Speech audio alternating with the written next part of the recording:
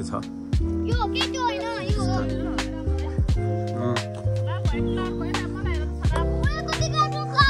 फुलेको छ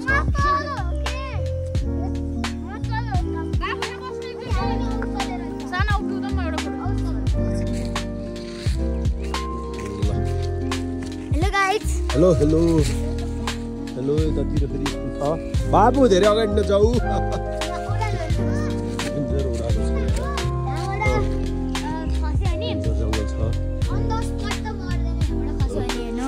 भिलेज जाने बाटो यो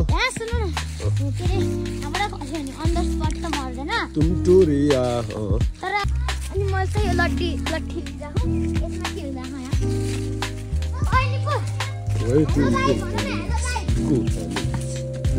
Way to Eco Village. Dipon! What? Look here. यता हेर भाइ एकान्त कस्तो एकान्त है यो रुखहरू पुरा हिउँ परेको यस्तो दामी दामी है हामी छ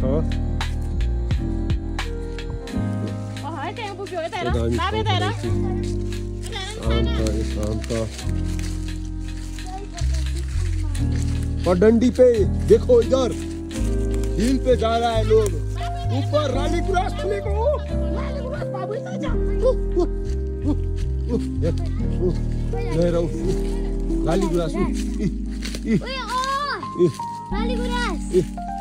लाली गुरास फुलेको बनैभरि यास टिप्दिन मैले पखाइ एउटा टिप्दिन्छु सक्छु ल बाबाले लाली गुराँस टिप्नु लाउनु हुन्छ आज हैन मेरो स्टिचको ब्याग हालेर भेजुमी ओ बाबा गुल्डिनु हुन्छ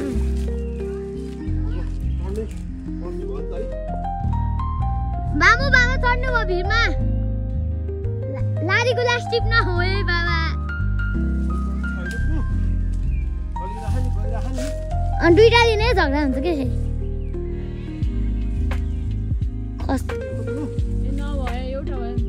एउटा भयो नि हुन्छ ए छोड्दैन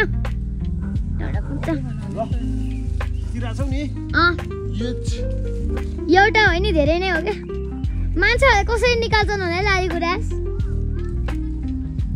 कति गाह्रो हुन्छ होला लाली गुराँस फुल्ने मेरो देश देऊ न छिरो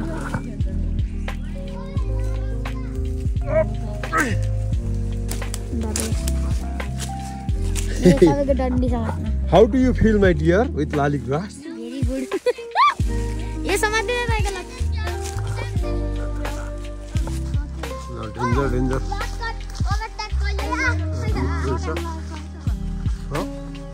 यो रुख है? बाबु तल हैन माथि.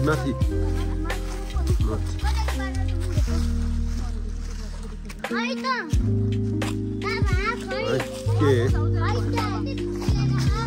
आउँदैछ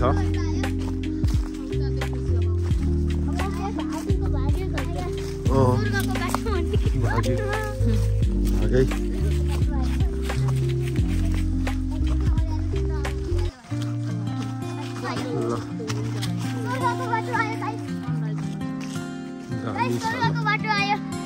बाबु यता हेर यता स्वर्गको बाटो आयो यति अँध्यारो छ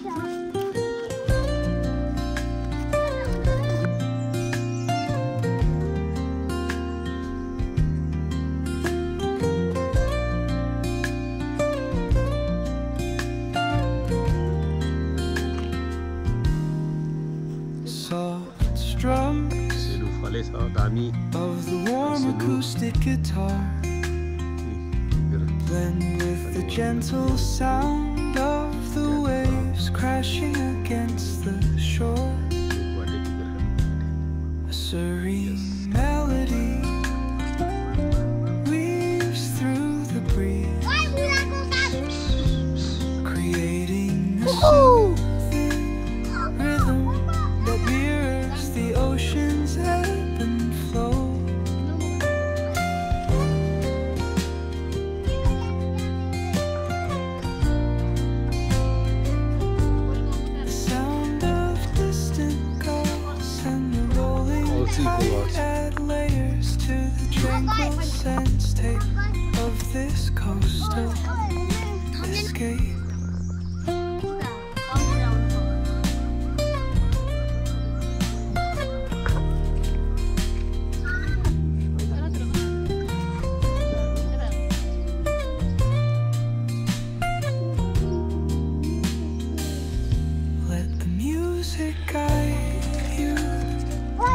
into an untouched paradise where stress dissolves like footprints in sand. पखाइ तिम्रो चढाइ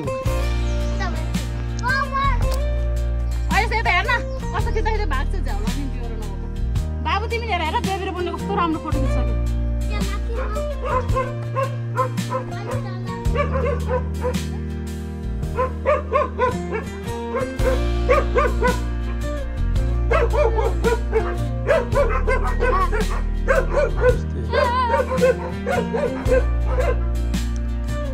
इको भिलेजमा छौँ गाइज अहिले हामी होइन म सञ्जीव देवकोटा यहाँहरूलाई थाहा छँदैछ यो च्यानल स्वास्थ्य टिप्स पनि आउँछ मेरो युट्युबमा अहिले इको भिलेजमा आइपुगेका छौँ र अब आउनुपर्ने घुम्नुपर्ने एउटा स्थान छ एकजना गुरुङ दाइले इस्ट्याब्लिस गरेको यो एकदमै अब राम्रो छ यस्तो खालको चाहिँ यो ट्रेडिसनल घरहरू बस्न मिल्ने ट्याक्क यस्तो राम्रोसँग बनेको छ टेन्ट हाउसहरू छ यहाँ बिचमा चौरमा पनि टेन्ट लाएर बस्न मिल्ने एकदम राम्रो छ यसरी चाहिँ यो इको भिलेज हजुर हामी घुम्न आउन सकिन्छ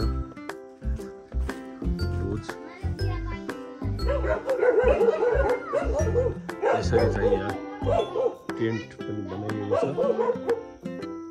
टेन्ट यसरी बनाएको छ टेन्टमा बस्न मिल्ने सुत्न मिल्ने व्यवस्था पनि गरिएको छ बर्खामा पनि डिस्टर्ब नहुने गरेर व्यवस्थित तरिकाले टेन्ट रहेको छ यो चाहिँ युनिक तरिकाले प्रशस्तै टेन्टहरू बनाइएको छ कन्सेप्ट गुरुङ बाले राम्रै लगाउनु भएको छ यस्तो खालको चाहिँ भएको छ यो इको भिलेज भनेर भनिन्छ यो लुम्लेबाट माथि रहेको छ लुम्लेबाट माथि व्यवस्थित तरिकाले पानी ट्याङ्कीहरू पुरा व्यवस्थित गरिएको छ यसरी चाहिँ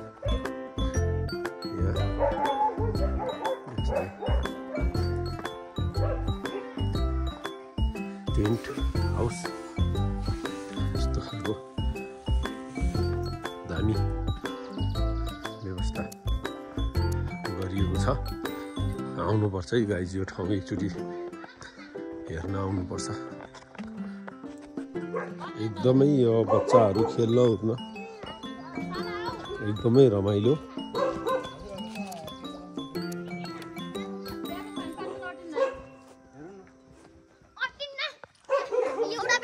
बेडहरू यस्तो छ यी यहाँ यस्तो खालको चाहिँ यहाँ सर सुतिसक्नु भएको छ यहाँ यस्तो खालको काठको चाहिँ घर छ गाइज काठको घर है अनि अब यो टोयलेट पनि त्यही अनुसारको छ यहाँ बाथरुम सरप्राइजिङ यस्तो दामी छ यहाँ यी वासरुमहरू यो खालको छ है एकदमै दामी छ ल यसरी यो घरमा फेरि कौसीको नि व्यवस्था छ यसरी चाहिँ यसरी कौसी पनि बनाइएको छ यसरी कौसीको पनि व्यवस्था गरिएको छ यही चट्ट बस्न यस चाहिँ एकदमै साइन्टिफिक छ 2500 पर हेड यहाँ भनिएको छ 25 पर हेड एकदमै ठिक छ सेम हो कि छोरी ल यो पहाडमा यस्तो खालको चौर छ अब यो साइडमा मजाले हिमाल देखिन्छ अरे अन्नपूर्ण माछापुच्छ्रे अब भोलि सौभाग्य मिल्यो भने भोलि बिहान खुलेछ भने हेरौँला। अहिले त अब हेर्न सकिएन। यस्तो खालको चाहिँ राम्रो यो डाँडा यस्तो दामी छ। यो त स्वर्गै आए जस्तै हुन्छ। यो स्वर्गै आए जस्तो हुन्छ।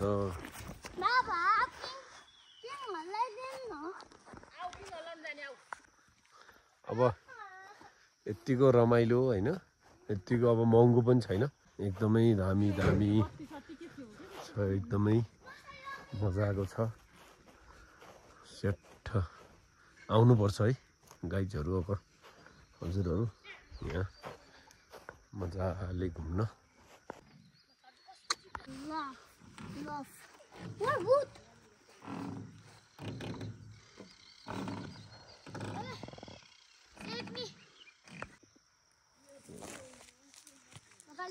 म त लाली गुराँस भएछु, मनैभरि फुलिदिन्छु, मनैभरि फुलिदिन्छु। म त लाली गुराँस भएछु। ल यसरी चाहिँ पिङ पनि खेल्न पाइन्छ। चट्टै हुन्छ हाम्रो छोरी अस्मानी। लाली गुराँस फुलेको छ यहाँ, यसरी दामी मजाले लाली गुराँस यहीँ फुलेको छ। ल युनिक छ है। ल यो बोतलहरू थन्काउने आइडिया पनि दामी छ। ल डिस्पोज गर्ने तरिका पनि दामी छ। बाजेले आइडिया लगाउनु भएकै हो कि यहाँ। ल यो खालको है आनन्द छ, आनन्द छ है, भित्रहरू आनन्द छ। म त लाली गुराँस भएछु। माछा अलिअलि देखिन लाग्यो।